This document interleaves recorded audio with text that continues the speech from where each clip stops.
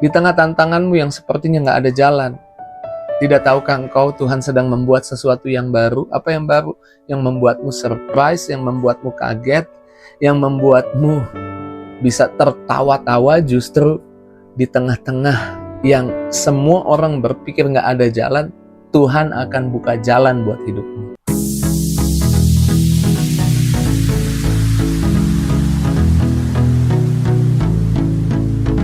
Puji Tuhan, selamat pagi, bergabung lagi di Morning with the Word, YouTube channel saya Mario Marcelo. Apa kabarnya? Saya percaya kita ada dalam perlindungan Tuhan, ada dalam berkat Tuhan, tetap dalam kasih Tuhan.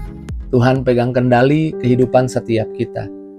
Sebentar saya rindu membagikan buat setiap kita firman Tuhan yang boleh kembali mengingatkan kita bahwa Tuhan memelihara kita di setiap musim, bahwa Tuhan mau kita berkemenangan untuk setiap tantangan masalah yang kita hadapi. Seringkali tantangan masalah menguras energi kita, membuat kita menjadi lelah. Tapi saya percaya sebentar firman Tuhan dibagikan. Firman Tuhan adalah kekuatan baru buat setiap kita. Firman Tuhan mendorong kita menghadapi setiap masalah, tantangan yang kita sedang hadapi, dan kita miliki iman bahwa kita nggak keluar sebagai orang yang kalah, tapi kita keluar sebagai pemenang.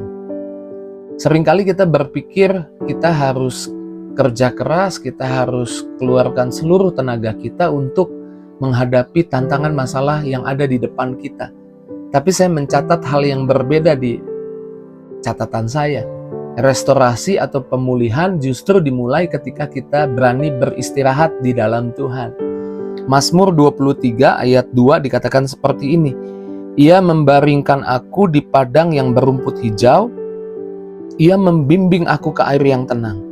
Ia menyegarkan jiwaku, di ayat 3-nya, ia menyegarkan jiwaku. Ia menuntun aku di jalan yang benar oleh karena namanya. Seringkali kita berpikir pemulihan datang dari usaha kita, dari tenaga kita. Tapi kita perlu belajar bahwa seringkali kekuatan untuk kita membuat badai tenang adalah ketika kita bisa istirahat di dalam Tuhan. Ketika kita bisa tidur di dalam janji Tuhan. Saya seringkali mengatakan tidur beralaskan bantal janji Tuhan.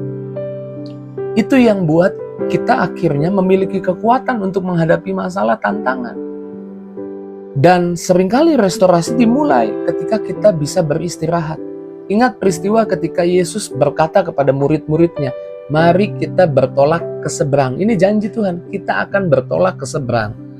Lalu mereka naik perahu itu dan di tengah perjalanan mereka menghadapi badai, angin yang besar. Dan murid-murid ketakutan.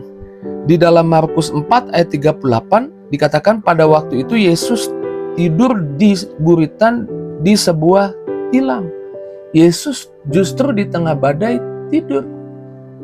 Yesus mengajar kita untuk bisa istirahat di atas janji Tuhan. Dia tidur kenapa? Karena dia tahu. Dia berkata kita akan bertolak ke seberang. Kita pasti sampai ke seberang. Walau di tengah perjalanan banyak tragedi, banyak tantangan, banyak masalah. Tapi jangan biarkan tantangan masalah menguras energimu. Kau perlu istirahat dalam Tuhan. Serahkan semuanya kepada Tuhan. Berhenti mencoba pakai kekuatan sendiri. Tapi mulailah serahkan kepada Tuhan. Dan murid-murid saat itu membangunkan Yesus. Lalu Yesus bangun dan Yesus menghardik badai itu. Dan Yesus berkata, sampai berapa lama lagi aku harus bersama kamu, hai orang yang kurang percaya. Kita perlu istirahat di atas bantal janji Tuhan. Kita perlu tidur di atas bantal janji Tuhan. Sehingga itu tidak menguras energi kita, tidak membuat kita kelelahan, dan membuat kita pada akhirnya dikalahkan oleh masalah, hancur di tengah tantangan masalah. Tuhan mau hari ini siapapun yang punya masalah, dengar baik, mulailah istirahat di atas bantal janji Tuhan. Tidur di atas bantal janji Tuhan. Istirahat dan serahkan semua masalahmu. Percayalah Tuhan pegang kendali. Dan saya percaya ketika kita bisa beristirahat di atas janji Tuhan, justru kita memiliki kekuatan untuk berkata kepada badai, angin, diam, tenang, dan angin badai itu menjadi amat tenang. Restorasi dimulai dari istirahat di dalam Tuhan. Lalu kita perlu menyadari juga bahwa Tuhan tidak pernah kehabisan akal untuk buat jalan di hidup kita. Di dalam Yesaya 43 ayat 19 dikatakan seperti ini. Lihat, aku hendak membuat sesuatu yang baru, yang sekarang sudah tumbuh. Belumkah engkau mengetahuinya? Ya, aku hendak membuat jalan di padang gurun dan sungai-sungai di padang belantara. Meskipun dunia penuh dengan tantangan, Tuhan tidak kaget, Tuhan tidak surprise, Tuhan tidak kebingungan, Tuhan tidak kewalahan untuk menyiapkan jalan buat hidup setiap kita. Bahkan seringkali ini yang perlu kita taruh di pikiran kita di tengah tantangan masalah yang kita hadapi. Kita percaya ketika kita melibatkan Tuhan, Tuhan tidak pernah kehabisan ide, kehabisan cara untuk buat jalan dalam hidup setiap kita. Dan taruh di pikiranmu bahwa jalan Tuhan itu di luar dugaan kita. Tidak pernah kita pikirkan, tidak pernah terpikir ada jalan Tuhan di situ. Ingat ketika bangsa Israel keluar dari perbudakan di Mesir, Firaun membebaskan mereka, tapi pada waktu itu akhirnya Firaun berubah pikiran, ingin menangkap mereka, membinasakan mereka, mengejar mereka. Dan Tuhan menuntun Musa dan juga orang Israel melalui tiang api berjalan. Berjalan justru ke arah yang di depan mereka lihat laut. Di belakang mereka ada musuh. Dan saya percaya termasuk Musa sekalipun tidak pernah berpikir bahwa ada jalan di depan laut itu. Karena lautnya, gelombang airnya besar. Coba kita masuk ke adegan itu. Kita sama-sama visualisasikan di pikiran kita, berjalan ke arah laut, di belakang ada musuh. This is no way out, ini nggak ada jalan keluar. Tapi dengar baik, di tengah-tengah masalah kita yang kita pikir nggak ada jalan keluar, percayalah, Tuhan buat jalan di luar dugaan kita. Dan Tuhan memerintahkan Musa untuk mengambil tongkatnya dan kemudian menaruhnya di atas laut itu, lalu berdoa agar lautnya terbelah. Dan lautnya terbelah, ada jalan buat orang Israel dan juga buat Musa dan orang Israel menyeberang. Gak ada yang pernah berpikir di situ ada jalan. Dan saya percaya Musa juga gak pernah terpikir di situ ada jalan. Tapi di luar dugaan, di situ ada jalan. Di tengah tantanganmu yang sepertinya gak ada jalan, tidak tahukah engkau Tuhan sedang membuat sesuatu yang baru? Apa yang baru? Yang membuatmu surprise, yang membuatmu kaget, yang membuatmu bisa tertawa-tawa justru di tengah-tengah yang semua orang berpikir gak ada jalan. Tuhan akan buka jalan buat hidupmu. Tuhan akan membelah laut buat hidupmu. Tuhan akan menyiapkan jalan terbaik buat hidupmu.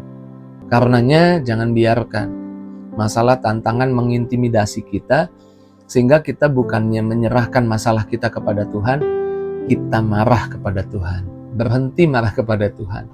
Percaya bahwa Tuhan di tengah situasi yang mungkin kau sudah burn out, lelah, capek, di situ ada jalan Tuhan. Ketika engkau melibatkan Tuhan. Dan Tuhan selalu menempatkan potensi yang dalam diri kita untuk digunakan.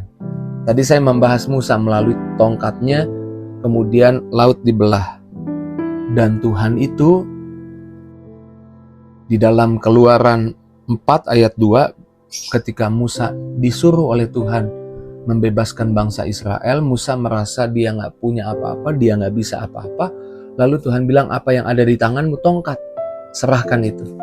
Lalu Tuhan memakai Musa, dan tongkat Musa, melalui tongkat Musa itu buat banyak mujizat.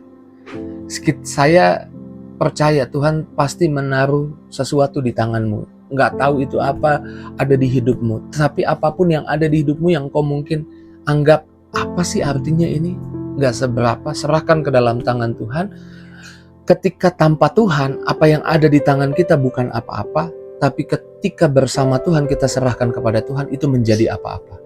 Ingat Efesus 3 ayat 20 katakan seperti ini, bagi dialah yang dapat melakukan jauh lebih banyak daripada yang kita doakan atau pikirkan, seperti yang ternyata dari kuasa yang bekerja di dalam kita.